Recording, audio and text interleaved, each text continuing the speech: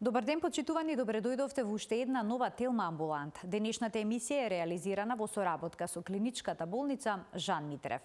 Што е тоа ергоспирометрија? Дали со еден тест може истовремено да се процени функцијата на белите дробови, срцето и метаболизмот? Ергоспирометријата наоѓа примена во повеќе сфери на медицината, како што е кардиологијата, пулмологијата, спортската медицина, ортопедијата, хирургијата, педиатријата и така натаму. Кај кои пациенти се препорачува да се направи еден ваков стрес тест, ке ни појасни доцент доктор Тања Анѓушева, специјалист по интерна медицина, субспецијалист по кардиологија во клиничката болница Жан Митрев. Имаме на вистина едно интересно издание, ќе го проследите веднаш по рекламниот блок. Останете на Телма.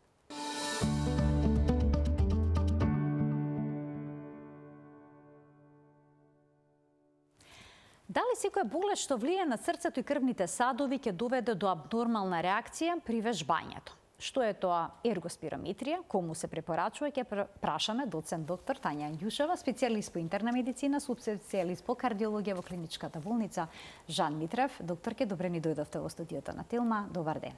Добар ден, Марија. Многу ми е драго, мислам, и стварно секогаш кај вас е пријатна атмосферата.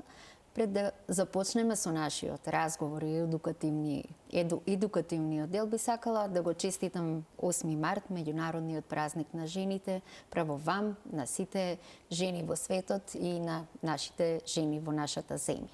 Честитки, докторке, и за вас, секако и за гледачките кои што денеска не следат, но и за оние кои што не се денеска пред екраните, за сите жени воопшто.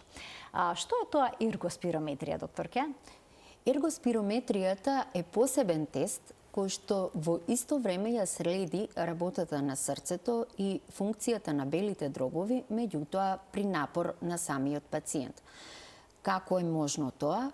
Значи, можно е на таков начин што пациентот оди на трака или пак една здрава индивидуа оди на трака или пак вози точак, но истовремено носи маска на лицето преку која што вдишува и издишува.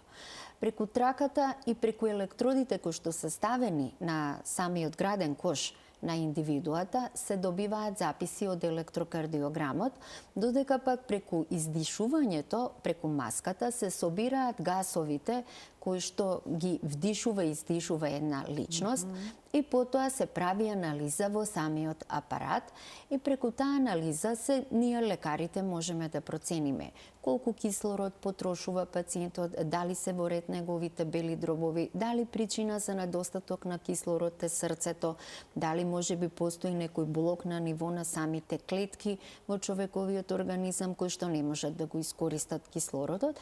И врз основа на тие податоци можеме да дадеме многу интересни и значајни препораки за пациентот, односно за една здрава индивидуа. Значи, не мора само пациент да се направи овој тест, може да се направи на еден спортист и да му препорачаме каде, колку и како да се оптоварува, на едно здраво дете кое што треба да се бави со спорт, да му се направи план колку да се оптоварува, или пак на еден пациент кој што треба да се рехабилитира, до кој степен на оптовар треба да оди неговата рехабилитација. Значи, еве, доколку некој одлучи да джогира, се повеќе гледаме луѓе кои што рекреативно се занимаваат со спорт, добро е да се направи еден ваков Потребно е. тест. Потребно е да се направи Но дали ваков тест да направат и ергоспирометри или пак класичен стрес тест?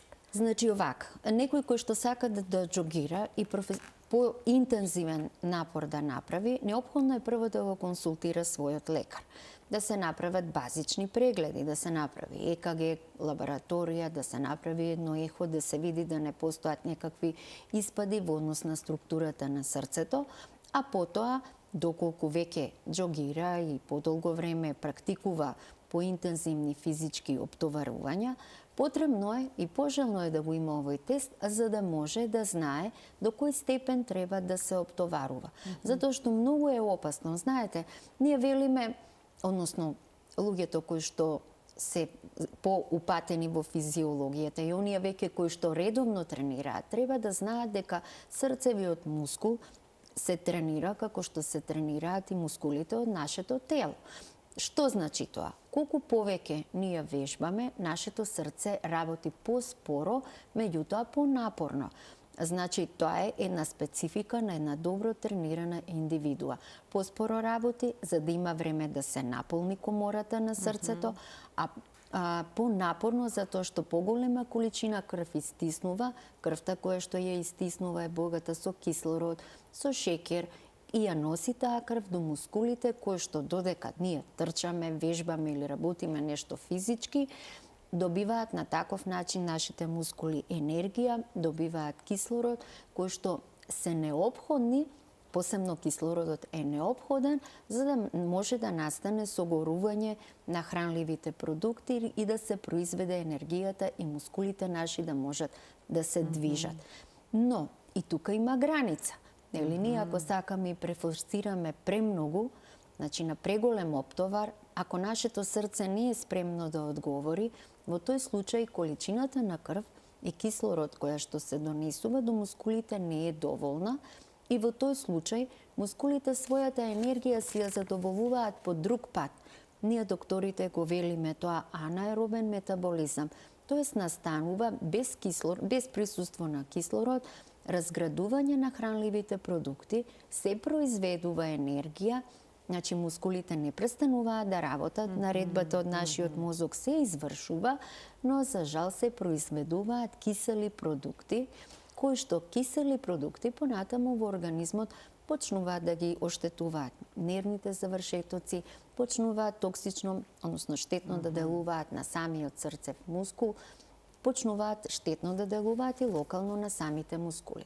Значи, овој тест е многу битен, за да знаеме ние до каде, како и колку да се оптоваруваме, за да бидеме здрави, да бидеме во одлична кондиција, но да го сочуваме здравието и на нашето срце на долги стази. Значи, со овој тест всушност утврдувате повеќе параметри, меѓу кои што е анаеробниот праг го нарекувате, односно лактичен од каде метаболизам. почнува всушност да се излачуваат тие кисели продукти и аеробниот капацитет, ако не се лажам, така тоа се нарекува, односно максималниот капацитет со кој што можеме да вдишаме кислород. Значи при едно вдишување максимална количина на кислород што ја вдишуваме, така? Значи, секој е различно тоа? Малку е различно. Значи имаме ние максимален вдишен волумен кој што ги мериме нормално со преку параметрите во тек на овој тест, меѓутоа од целокупниот вдишен волумен, колку кислород ќе стигне до нашата мускулна клетка, до нашите скелетни мускули, зависи од работата на срцето. Значи, максималниот кислороден праг зависи директно од работата на срцето. Колку е повисок тој кислороден праг, толку е поголема и моќта на срцето да одговори на потребите, односно станува збор за добро, нормално развиено срце, здраво срце. Кога не соодветствува степенот на физички оптовар со работата на срцето, во тој случај максималниот дотур на кислород до клетките е помал и ние на таков начин, во зависност од добиените измерените параметри, можеме да процениме и нормално времето за кое што се случува таа промена, можеме да процениме дали станува збор за слабо кондиционирана особа, дали станува збор за латентна, односно скриена срцева слабост. Морам да кажам дека овој тест дури го применуваме и кај пациенти со веќе постоечка срцева слабост, меѓутоа малку подоцна за тоа ќе продискутираме. А максималната количина на кислород што стигнува до клетките, до секој дел од телото, дали се разликува кај возрастните, кај децата? Да. Кај мажите, кај жените на иста возраст? Секако се разликува, значи таа зависи од возраста на една индивидуа. Зошто? Пред се зависноста од возраста е затоа што со текот на времето настануваат дегенеративни промени на сите наши органи. Значи, секој орган си има свој процес на старење. Така и белите дробови, така и срцевиот мускул. Во тој процес на старење, всушност еластичноста на влакната и работната способност полека се намалуваат. Тоа е физиологијата на процесот на старење. И нормално е дека кај повозрасни особи прагот на толеранција на напорот е многу помал за разлика од една помлада индивидуа. Воедно има разлика измеѓу мажи и жени, затоа што дишните капацитети кај жената, ради пропорциите на висина, тежина и граден кош и начин на дишање кај жената, повеќе нели со помош на градниот кош, помалку абдоминално, значи се разликува за разлика од машкиот пол и токму ради тоа всушност се разликуваат и добиените параметри. За децата е специфично дека они секогаш имаат позабрзана срцева работа и кај нив прагот во однос на срцевата фреквенција и количината на кислород која што се вдишува нормално се помали во однос на адултниот возрастен организам. И затоа секогаш ние параметрите и мерките кои што ги добиваме ги индексираме според површината на телото. Тоа е најреален параметар. Површината на едно тело зависи од висината и од телесната тежина, се пресметува по соодветни формули и врз основа на таа површина од тело ние ги индексираме добиените параметри на волумените што ги мериме и правиме проценка дали е нормално. Сега, доктор, ке некои лица се жалат дека имаат краток здив, дека се задишуваат кога се движат или пак кога вежбаат. Дали со ергоспирометријата може да се процени точно од каде доаѓа проблемот? Срцето, белите дробови, крвта, мускулите? Многу често тие лица кои што имаат краток здив имаат нормален електрокардиограм, значи тоа е базичниот почеток на еден кардиолошки преглед, имаат дури и уредни параметри на ехокардиографскиот преглед, нормални промени на структурата на срцевите структури и би рекле дека се работи за нормална индивидуа, меѓутоа она сепак има тегоби, краток здив, брзо се замара. За овие индивидуи да се расчисти дали станува збор некондиционираност, дали станува збор причина самиот срцев мускул, односно некоја латентна срцева слабост, или пак во позадина се крие некое почетно белодробно заболување, значи токму се применува овој тест. Во тек на овој тест, всушност мерејќи ги параметрите на максимално постигнатиот дотур на кислород, односно кислородното добавување во организмот, ние директно мериме колкав е ударниот волумен на срцето. Морам да појаснам што е тоа ударен волумен на срцето. Тоа е количина на крв што срцето ја испумпува во една негова контракција. А кога таа ударна количина ќе ја помножиме со фреквенцијата на работа на срце за една минута, ние добиваме комплетната количина за една минута крв што нашето срце ја носи до нашите мускули и низ нашето тело. Значи, директен параметар, еве на екранот сега гледате, има една бројка VO2 на килограм телесна тежина. Волумен на кислород. Тоа е волуменот на кислород, кој што како прашање го поставивте вие, и тоа е директниот параметар кој што ја покажува способноста и работата и состојбата на срцевиот мускул. Кога пациентот, односно кога индивидуата кој што има краток здив, ќе ја поставиме на оваа трака, и да речеме, ако многу бргу она почне да ја качува својата работа на срце, својата срцева фреквенција, но паралелно со тоа расте и количината на дотур на кислород, ние знаеме како лекари дека се работи за некондиционирана особа. Но ако при качувањето на таа фреквенција веднаш после почеток на тестот започне да паѓа таа бројка која што е VO2 макс, значи во тој случај станува збор за срцева слабост. И уште згора на тоа, пошто тука се мерат и параметрите на издишениот воздух, јаглеродниот двуоксид, се процени и концентрацијата на јаглеродниот двуоксид, се види дека има некоја промена, односно дека паѓа и таа концентрација, ние заклучуваме дека не само срцето, туку дека и белите дробови се вклучени во слабоста и краткиот здив на индивидуата. И многу помага и за лекарот кој што го води таквиот пациент да му даде адекватни лекови, а со навремено давање на тие адекватни лекови да се спречи еден тежок клинички манифестен стадиум на срцева слабост кој што полека една индивидуа ја носи кон инвалидитет. Тоа значи дека нетолеранцијата кон физичка активност може да биде субјективна и објективна, доктор, и со овој тест може точно да утврдите за што се работи. А што е со пациентите кои што имаат, да речеме, некаков бајпас, некаква интервенција срцева. Дали кај нив може да се направи еден таков тест? Да. Не е опасно? Не е опасно и вообичаено после операција на срце, значи не само бајпас, може да биде аортна валвула, може да биде и друг тип на срцева операција, значи се прави овој тест и пожелно е да се направи посебно во моментот кога пациентот се отпушта од болница. Зошто? Затоа што после завршување на лекувањето почнува рехабилитацијата.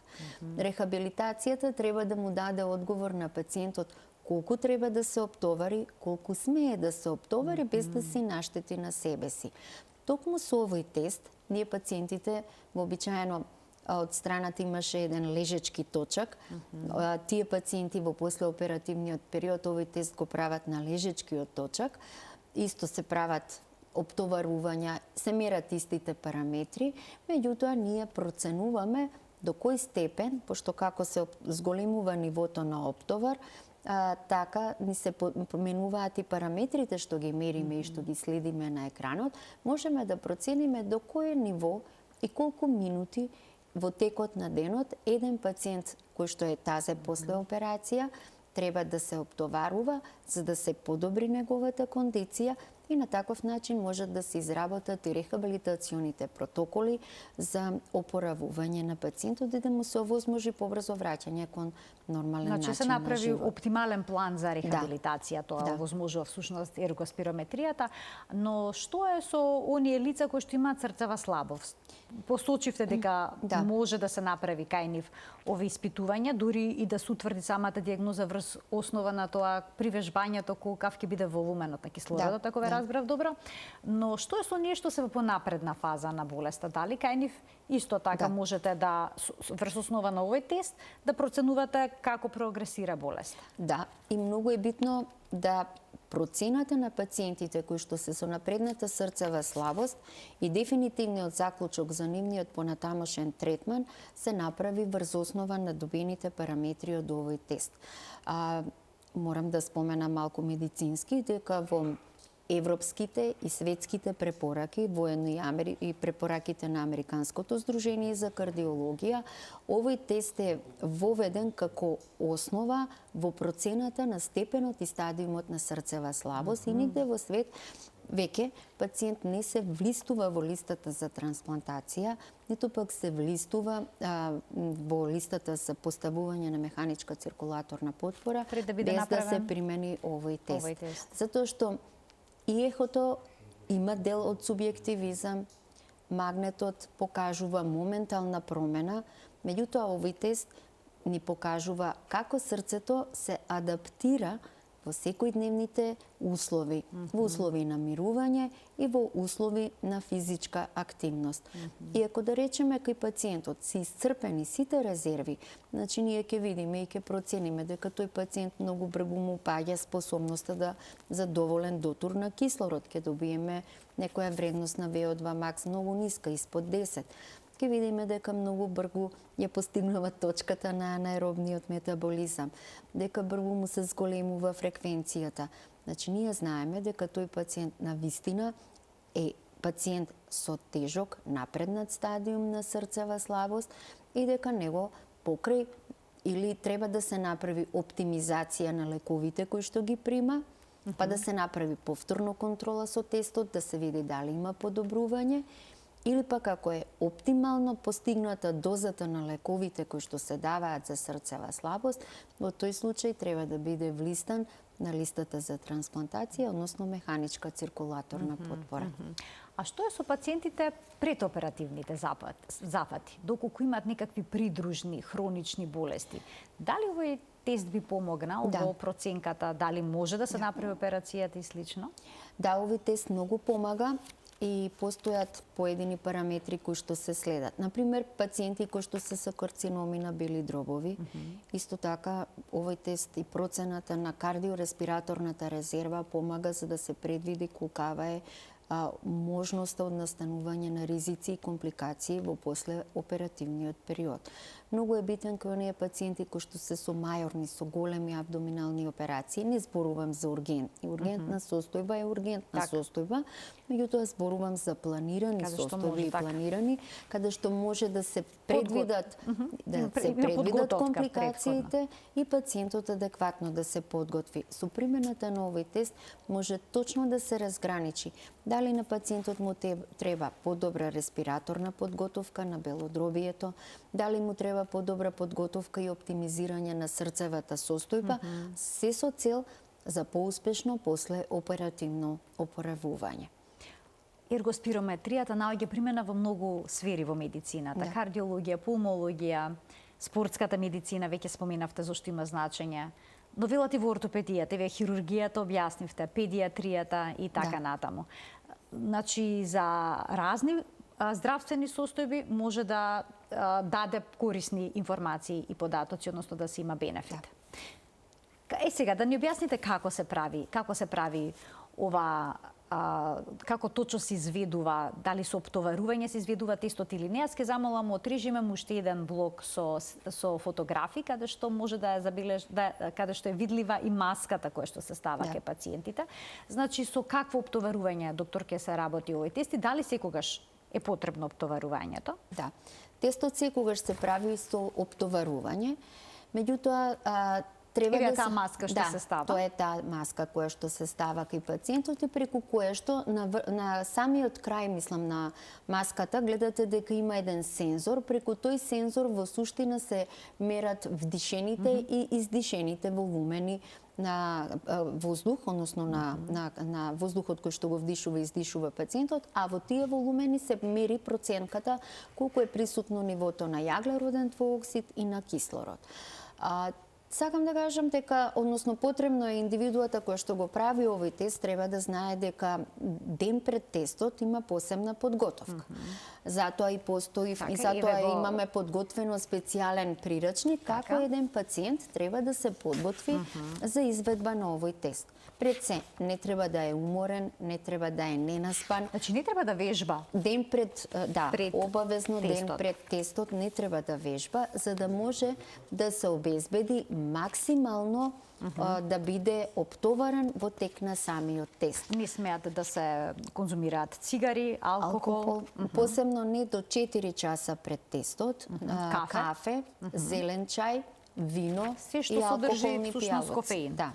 Друго, 4 часа пред тестот е дозволен оброк кој што треба да биде полесен, а ако, например, е гладна индивидуата, 1 до 2 часа пред тестот може да земе овошен оброк нешто или пак некој смути, за да не биде оптоварен желудникот, затоа што физиологијата покажала дека веднаш после јадење нашата крв оди доминантно во желудникот, за да може да се свари храната и да се повлечат сите хранливи материи кои што се неопходни за енергија во организмот, за да можат да се повлечат и да се донесат во крвта, а преку крвта нормално во нашата лабораторија, тоа е црниот дроб, и на таков начин ние во суштина ги полниме нашите батерии, значи преку храната која што ја внесуваме. Затоа и не се препорачуваат масни, обилни оброци непосредно пред тестот. Да. Ке ги поканиме гледачите да се вклучат во денешната Тилма амбуланта со нивни прашања, почитувани од овој момент. Емисијата е контактна, телефонскиот број е веќе испишан, ако можам добро да забележам, на екранот, ако не испишан, ке биде испишан. Забележав дека не смеат да се користат дури ни електронски цигари. Да. Затоа што никотинот е никотин. Ние пушачите само се залажуваат дека е помалку штетно, можеби е пречистен никотин и ги нема оние дополнителни оптоварни токсични материи, меѓутоа ефектот на никотинот како токсична материја врз организмот е присутна, а тоа е предизвикува стимулација на адренергичните, односно тоа се оние делови од нашиот невровегетативен систем кои што одговараат за брзана срцева работа, стегање на нашите крвни садови, напнатост. А тоа е се никотински ефект. Со конзумирањето на никотинот, тој ефект се потенцира. Кога станува збор за спортистите, колку често треба да го прават овој тест? Па спортистите задолжително треба да го направат овој тест пред кондициони, да започнат со кондиционите подготовки и непосредно пред големите надпревари, за да знаат до кој степен и ниво се подготвени. Посебно е многу битен за оние кои што се бават со атлетика и кои што се бават со брзински спортови, нели, каде што имаме активација на нашата брза мускулатура, затоа што кај нив е неопходно да тонизацијата на срцевиот мускул и кондиционирањето бидат правилно направени заради издржливост и истрајност. Треба да знаат спортистите дека дополнителните согорувачи на метаболизмот кои што ги користат, како што е креатинот, кој што навистина ослободува поголема количина на енергија, од друга страна има и свои негативни токсични ефекти, може да направи загадување на резултатите од овој тест, но токсичните ефекти се доминантно затоа што количината на кисели продукти кои што се ослободуваат и лактатите доведуваат до оштетување на бубрези, срце, на долги стази. Имаме двајца гледачи кои што ќе ги вклучиме во продолжение на денешната Телма амбуланта. Добар ден за првиот од нив. Добар ден за првиот гледач во денешната Телма амбуланта. Повелете. Ве слушаме, во програма сте. Само намалете го тонот на телевизорот, најдобро е да го исклучите. Во програма сум? Да, во програма сте, но мислам дека го немате намалено тонот на телевизорот и тоа е пречка во нашата комуникација. Повелете. Сега мислам дека добро се слушаме. Не ве слушам. Кажете го вашето прашање, ние ве слушаме. Ке ве молам, син ми има 40 години и има проблем со притисок. Сега терапија некоја менува, не му одговара и сега докторот му предложи да оди на стрес тест. Дали ради терапијата да се промени или нешто друго. Меѓутоа, тој е, мислам, 40 години, нормално активен, нема некои проблеми, вежба и сето тоа. Дали стрес тест е самиот преглед делува на терапија за да се промени. Добро, ви благодарам за вклучувањето во програма. Повелете, докторке. Значи, докторот кој што му ординирал стрес тест на вашиот син, најверојатно сака да исклучи дали во позадина на варијациите на крвниот притисок кои што се јавуваат кај вашиот син, постои заболување на коронарните крвни садови. Тоа е една причина зашто го ординирал. Друго, сака да види доколку се качува притисокот кај вашиот син при оптовар во зависност од степенот на оптовар и потоа адекватно да му ја модифицира терапијата. Сакам само да напоменам и да се навратам на вашето прашање дека стрес тестот како метода има свое големо значење, меѓутоа ергоспирометријата е малку поразличен метод за разлика од ергометријата, односно коронарниот стрес тест. Зошто? Спомнав како треба да биде подготвен пациентот. Второ, треба да се знае дека пациентот истовремено се мониторира на 3 нивоа. Првото ниво е електрокардиограмот, тоа е срцето, со електроди кои што се поставуваат на градниот кош по точно предвидени точки.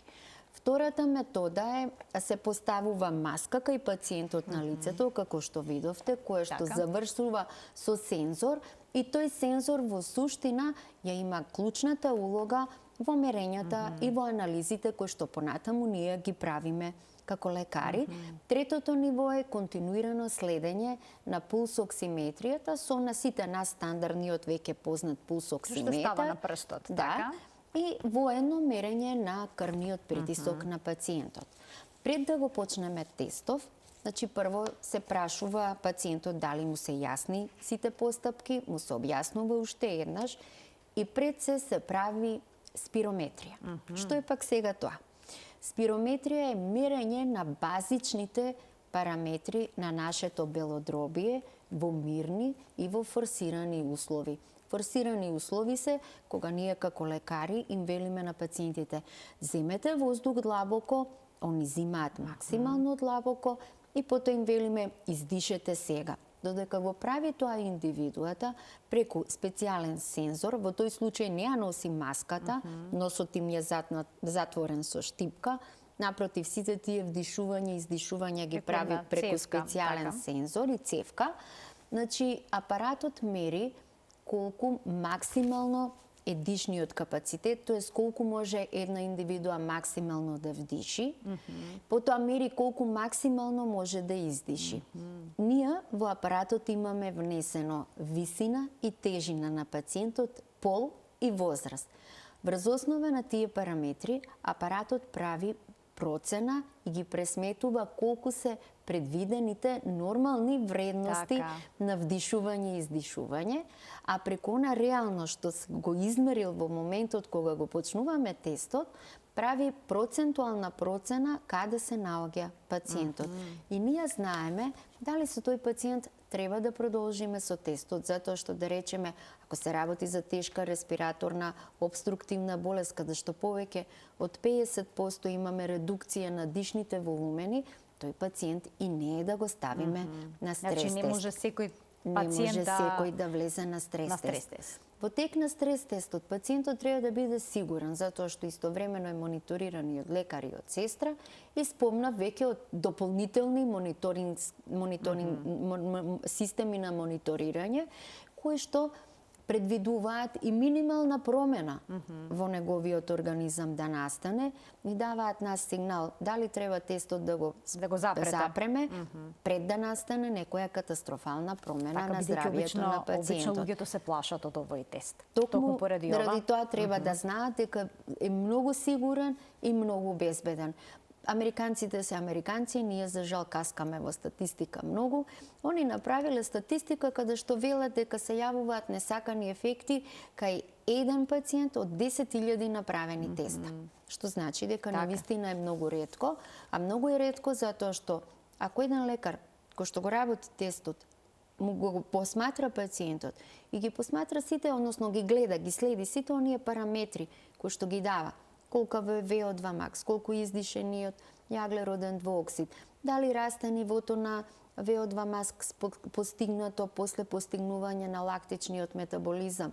Значи, веќе знае дали треба тестот да го прекине, за да му спречи катастрофална последица на пациентот. Имаме уште гледачи кои што сака да се вклучат во денешната емисија. Добар ден. Добар ден. Повелете. Во програма сте, ве слушаме. И го очекуваме вашето прашање. Повелете. Ало. Во програма сте. Сакам да прашам за... Ве слушаме, ќе ве замолам само побрзо да го поставите прашањето и следете го разговорот преку слушалката, не на телевизија. Значи, што би сакале да прашате? Сакам да прашам напред стрес тест 3-4 години. Така. Ми најдува проширување на едната вена 45% што велат. И после 3 години контрола направив. Така. Само ќе ве замолам да не правите паузи, не го следете разговорот преку телевизорот, туку преку слушалката. Да. Побрзо, само за бидејќи немаме време, уште 13 минути до крај на емисија. После контрола направив одма по 3 години, ми најдува 4,7 таму. Добро. Дали има некоја проблем за некоја операција да се направили? Добро, ви благодарам за вклучувањето во програма. Докторке, што би советувале? Значи, мора да се обрати кај својот кардиолог кој што го следи и кој што го има видено тој коронарен стрес тест кој што е направен. Индивидуата после стрес тестот, не после ергоспирометрискиот, после овој стрес тест како што го наведе самиот пациент, дали треба операција или не, може да се заклучи само после направена селективна коронарографија, а тоа е народот популарно го вели бушење, каде што се влегува преку една пластична канила во радијална артерија, се оди до срцевите крвни садови и истите се снимаат. Значи, само тогаш може да се заклучи дали треба или не. Морам да кажам дека има прикажано случаеви во светот каде што, да речеме, класичниот коронарен стрес тест бил негативен, меѓутоа поедини параметри кои што се мерат и кои што се следат кај овој ергоспирометриски тест, посебно на VO2 max, и неговото нагло покачување после прекин на тестот, упатуваат дека станува збор за коронарна болест во позадина. Тие пациенти добиле коронарографија, некои од нив добиле стент и за среќа служи за рано откривање на коронарната болест. Значи во светот веќе се направени, спомнав, препораки кои што велат да при промена на одредени параметри во позадина се крие соодветен тип на заболување. Значи не е слепа метода, него е точно дефинирана метода.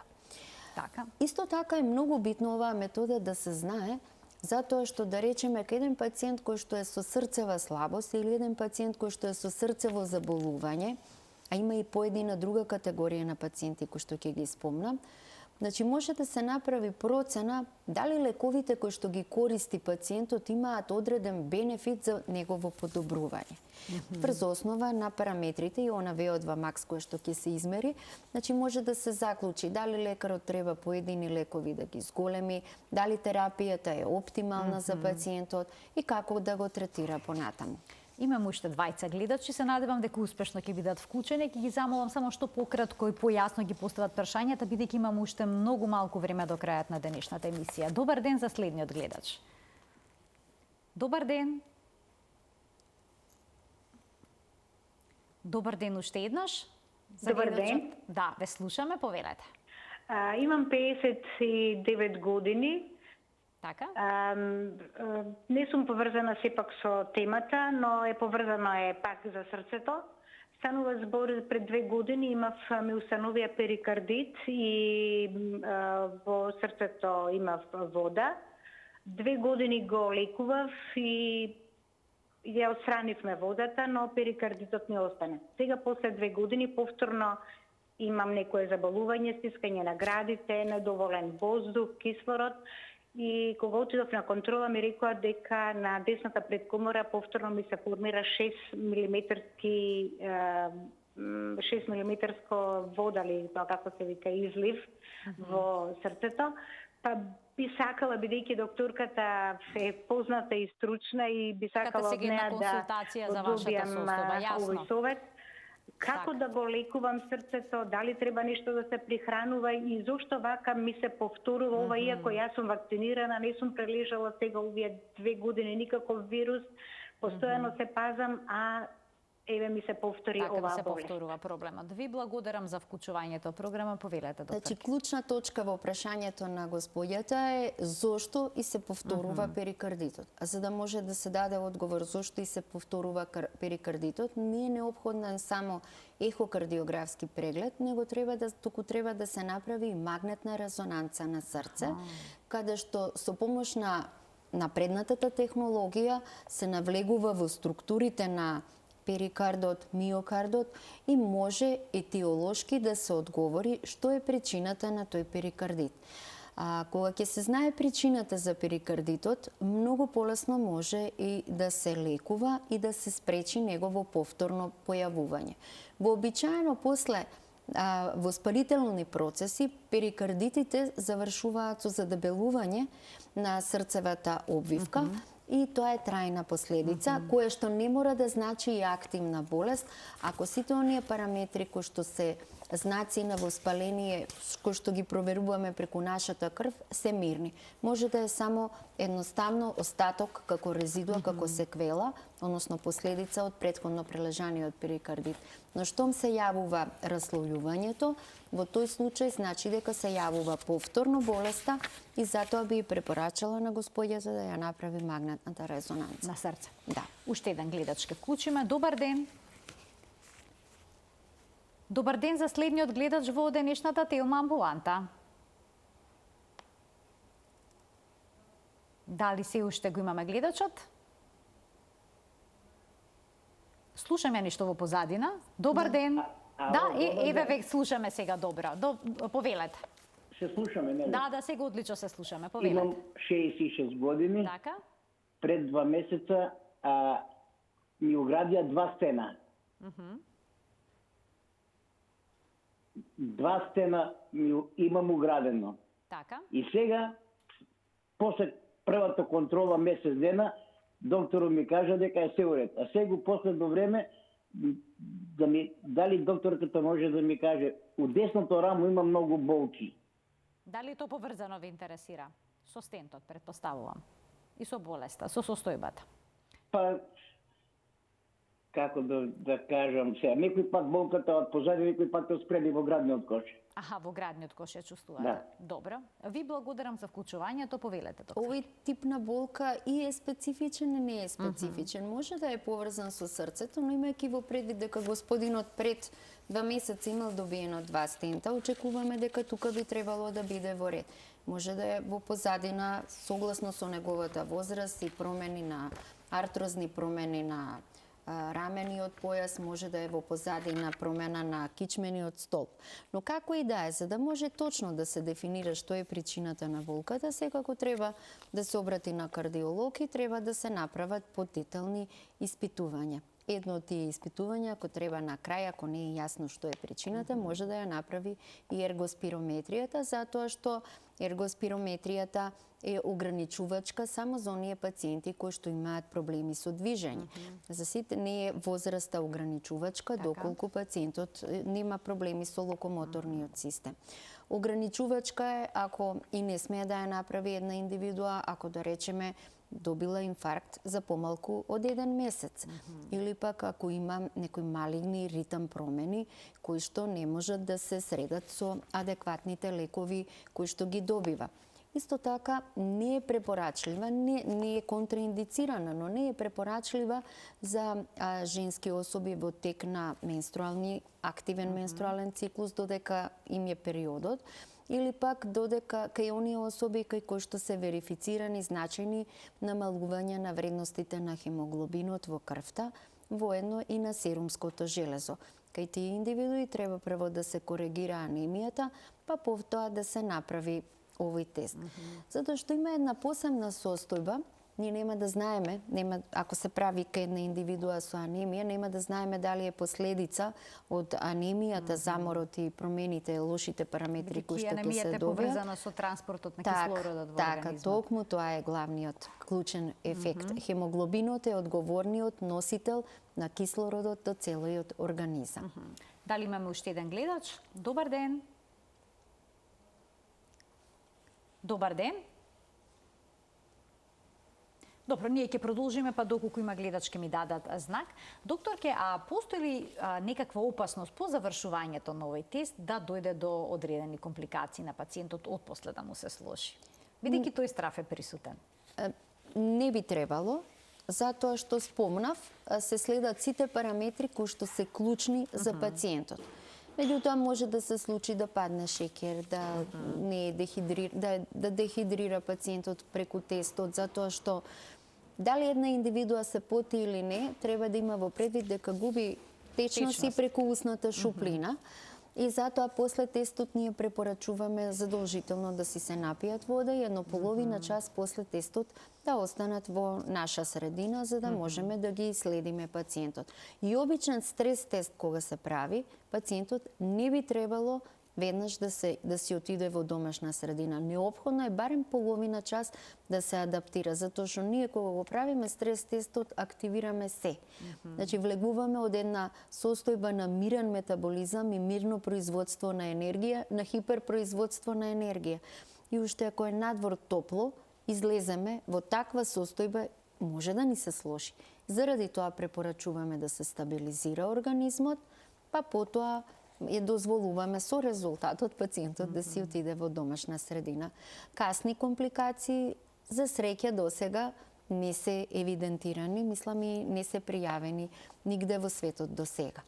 Докторке, доколку кај некој пациент има потреба од ваков тип на тестирање, како се проценува дали се направи обичен стрес тест или пак да се направи ергоспирометрија? Зависно лекарот кој што го гледа, што му треба во одговор. Например, ако има една здрава, млада, права индивидуа која што се одлучува дали да се бави со спорт, нормално бе дури за рекреативно бавење со спорт, така? Ако рекреативно интензивно, во тој случај би препорачала ергоспирометрија.